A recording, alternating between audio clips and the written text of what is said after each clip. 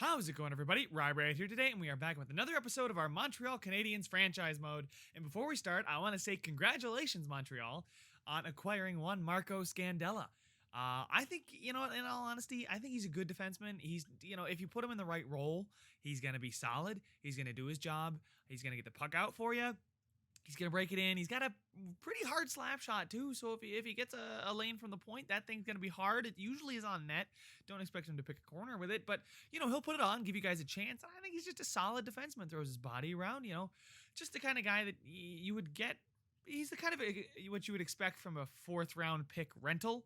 And the Sabres, my favorite team, decided to use that fourth-round pick and acquire one Michael Frolik. So, speaking of Frolik and the Canadiens and real-life trades, if you guys remember in the offseason, I think we did pretty good.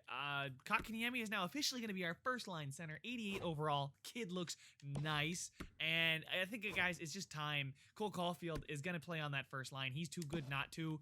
I mean, his in-game performance is too good for, 38 goals! Imagine what he would do with first-line ice time. That's him playing 15 minutes a night. I'm going to give him like 18, 19 minutes a night.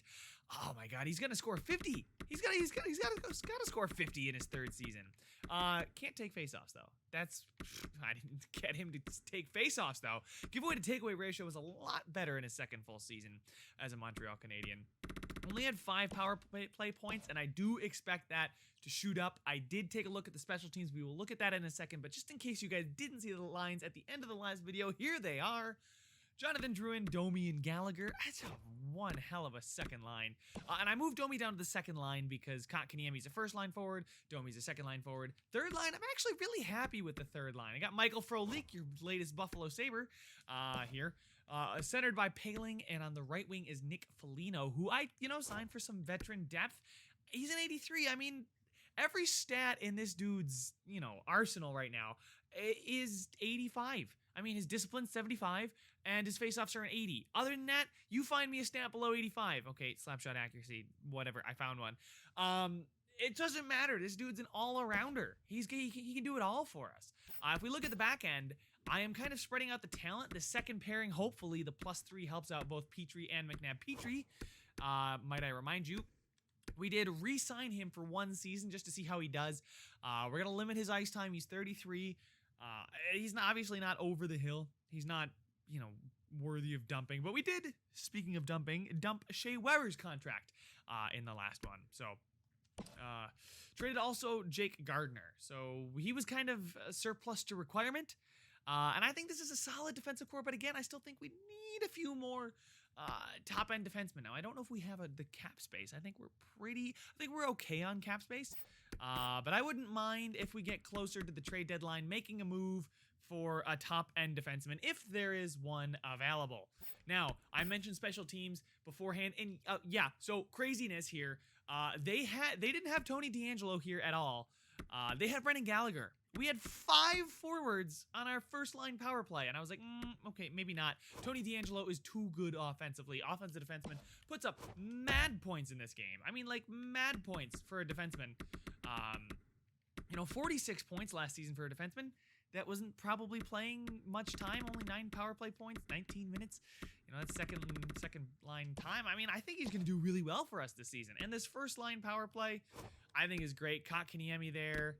Domi to take the faceoffs, Drouin up there as well to give him that first line ice time he's asking for, and obviously Taylor Hall.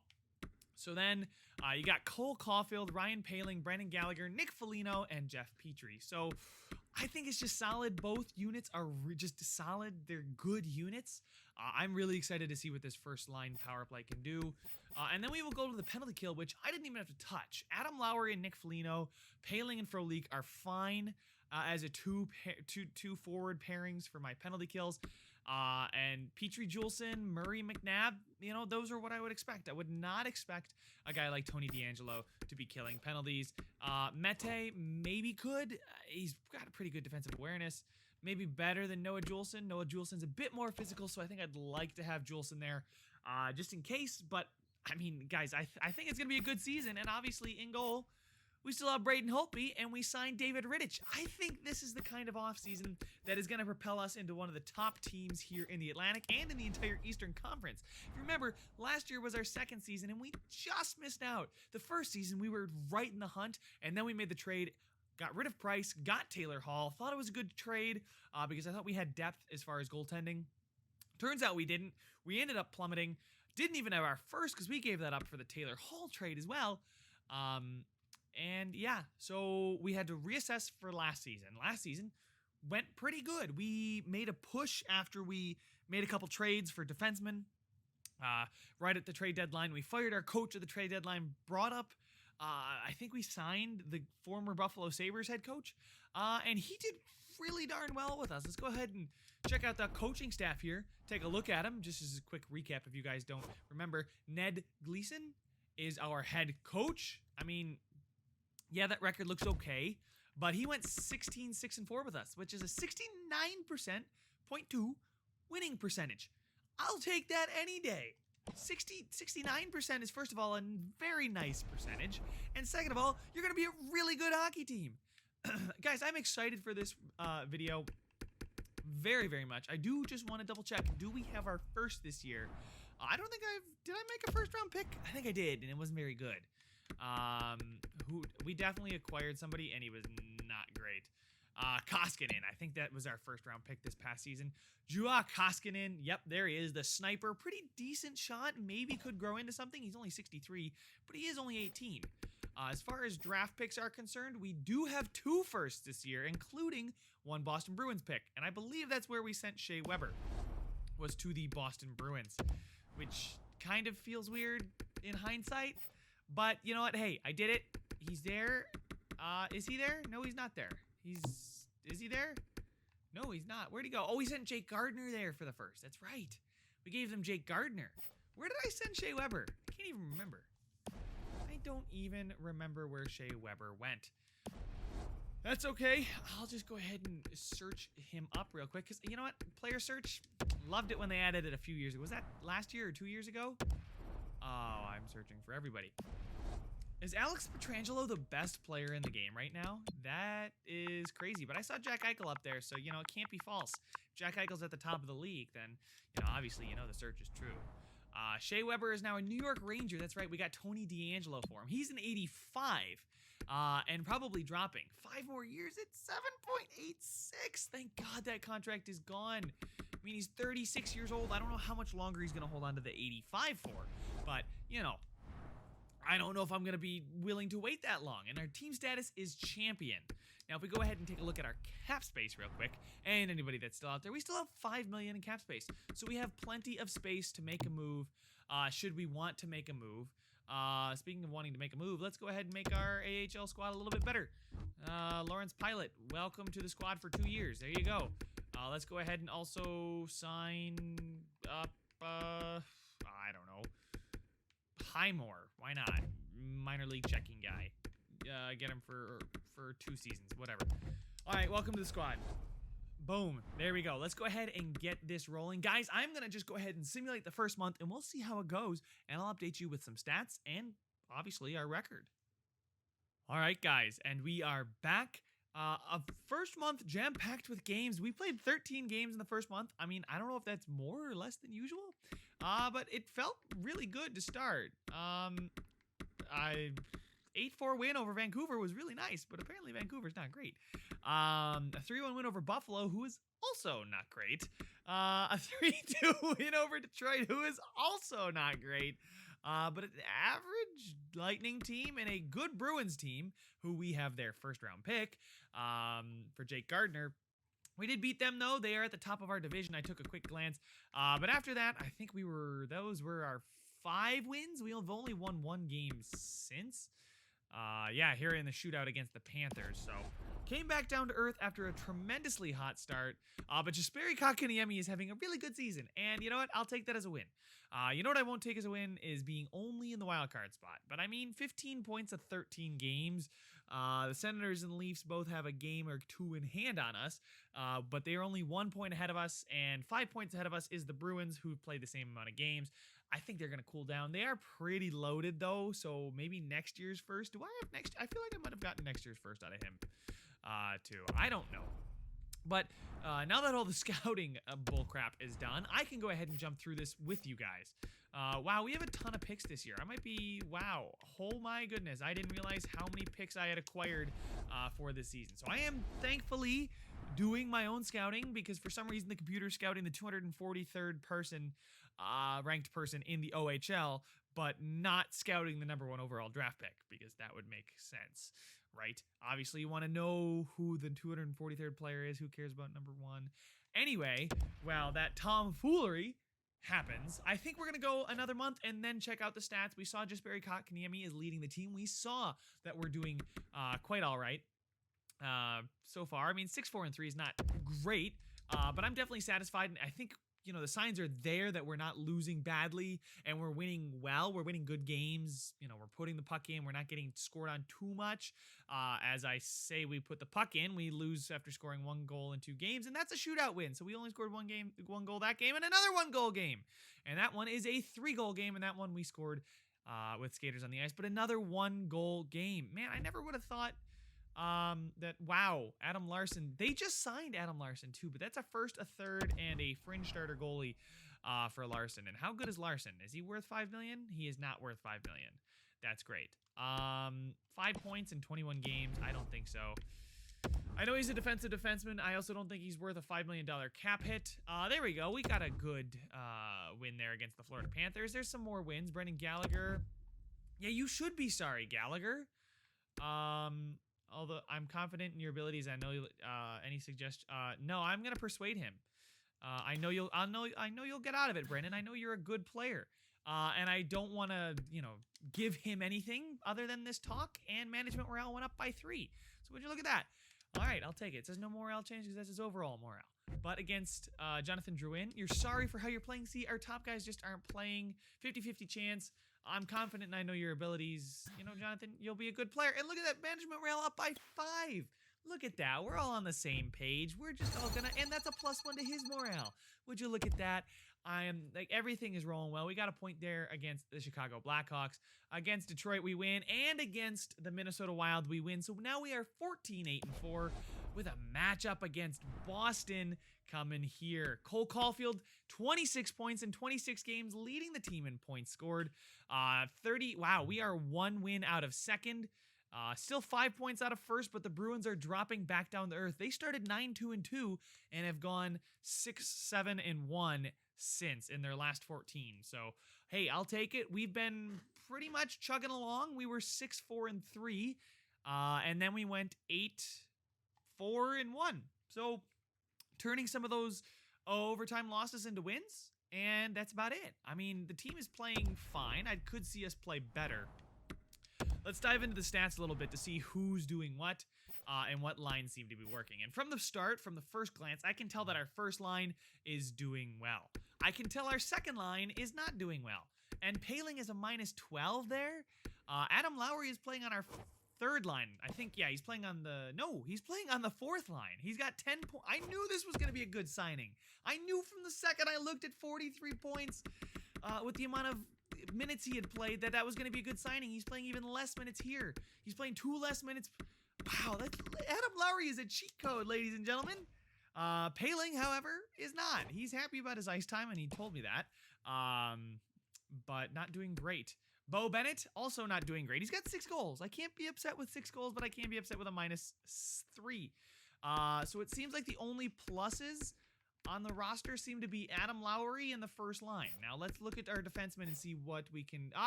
we can tell that Tony DeAngelo and Murray do not make a good pairing. Murray does not put any points on the board.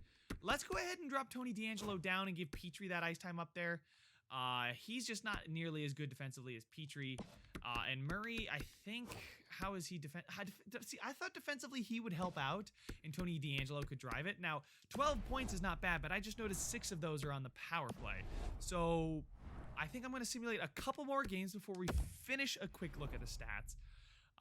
But I do want to drop Tony DeAngelo down to that second pairing, I think. Yeah, that's fine with me. Murray, Petrie, DeAngelo, McNabb, Mete, Juleson. We still get the +3s. Is +0s there? So it's not great. Murray does not exactly fit our scheme, but I know that December 8th is the scouting date. So I will jump forward, you know, here. Let's go up to the 9th so we can get 5 more games in, see how we do. Yep, no, I don't have an RFA. Can we beat Boston? And we lose to Boston 3-2. That was a close one, though. Against Buffalo, we win 6-2 because they are a bad team, and I think you'll actually beat bad teams this year. That's what it seems to me. 4-3 loss. Vancouver, not a great team. Wow. Okay, 3 straight losses. This team, I think I need to go get a defenseman. I just think I need to go get somebody or move Caulfield down to the second line. I mean, it's tough because he's leading the team in points. What is not working? Let's go ahead and take a quick look at the overall team stats. So we are only scoring 2.71 goals for per game, which is good enough for just above the Red Wings, which is, if you're just above the Red Wings, you're not good. And goals against per game, we are allowing, okay, so we're decent at goals against, but goals for, we just don't seem to be scoring. I don't know what we need to do. Power play, though. Power play seems to be 3rd in the division, right behind Tampa. Penalty kill seems to be, okay, pretty good. Pretty good. 84.5% is great. I will take almost 85% any day of the week. 2 shorties already too on the season, so I'll take that. Only 1 shorty against, not great, but not horrible. And power play goals against 17, but we seem to be shorthanded quite a bit, so we are killing it off penalties quite a bit. At a good rate, but our penalty killing unit is out there too much. And maybe that's something I'm neglecting to look at here, is penalty minutes. Surprisingly enough, wow, Paling's got 36 penalty minutes. And does it still tell you how many fights he's got?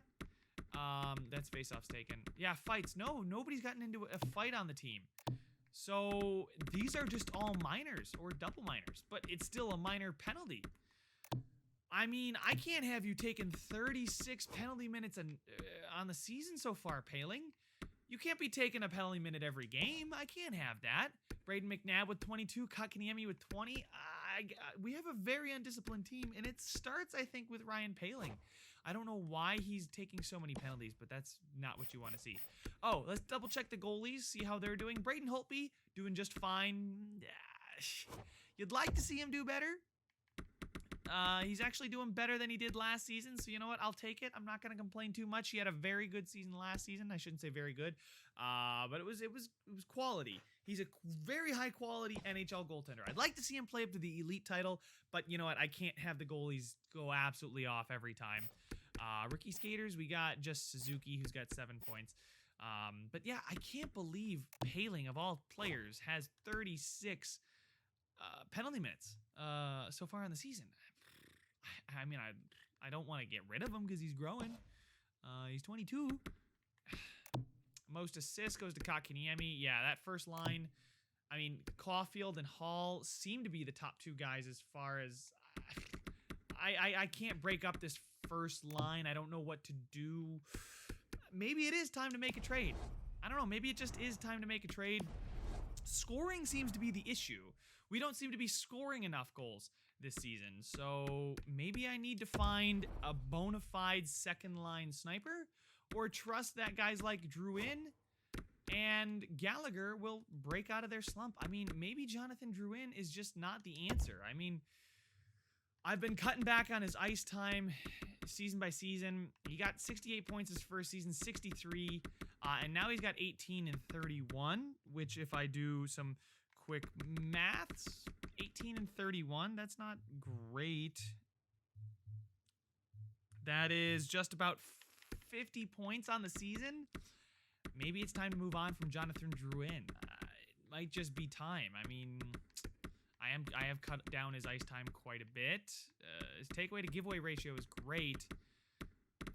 But if you're going to be a sniper and shoot, I mean, he's shooting 11%. I don't know. Is it time to move on from Jonathan Drouin? He's got high top 6 value, which I know the computer will love.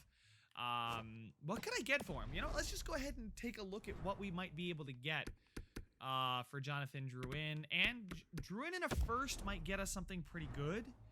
I would like to give up Boston because I don't want to root against myself. But you know what? We'll put just Drouin on the trade block, see what teams are willing to give up. Manson and Silfverberg. Jarmelson, Silfverberg in a third. Fowler. I mean, Fowler's not a bad defenseman. This kind of fixes our defensive problem. Manson and Silfverberg. Silfverberg's obviously a downgrade, but 2 Flames first-round picks. Pelletier in a first, but Pelletier doesn't seem to be the kind of guy that can step in and score. Wenberg, Jake McCabe, and Alec Martinez, Mackenzie Blackwood and Sammy Vatanen, Nikkanen, okay, and 2 firsts. So really the only trade I consider probably is this Manson trade or the Fowler trade. That's a lot of cap to take on, guys. Wow. Pelletier, I just want to take a look at what Pelletier is. If Pelletier's like an 82, okay, he's not going to be an 82. He's a 71. Holy crap. No. Get the frick out of my face, Calgary. Wow. What an absolutely horrible trade. Let's throw Drouin on the block and draft picks. Let's throw in Boston's first. Up that trade value just a little bit more. Kirby Dach. Ooh. Jonathan Drouin and a first for Kirby Dach. I kind of like the Kirby Dach deal. I know we got a lot of centers, but Kirby Dach is young and good. He's high top 6. He's got 2 years left on a cheap deal. He's a power forward. He's got 19 points in 28 games. How much ice time is he playing? He's playing the same amount of ice time as Jonathan Drouin. This would be a move definitely for the future. High top 6. He's already listed as a second liner. I don't know if he's an 80 because he's upset. Those stats look like the stats of an 80 overall player. He can't skate worth shit. But that's not my problem. He would fit in on our first line. That's fair. I don't know. Is Kirby Dach worth it? Let's go ahead and try and throw in our first and Drouin and see what we can get. And these are just some options for you guys to think about. I want to see where your guys' mindset is, because if we do acquire somebody good, Kirby Dach, and then yeah, there's that huge trade from the Devils again. So I don't know what I would do with Jonathan Drouin. Maybe we keep him, maybe we don't. Maybe we see what our 2 firsts would net us. As far as a scorer, maybe, but then what do you do with Drouin? Because he wants first line ice time.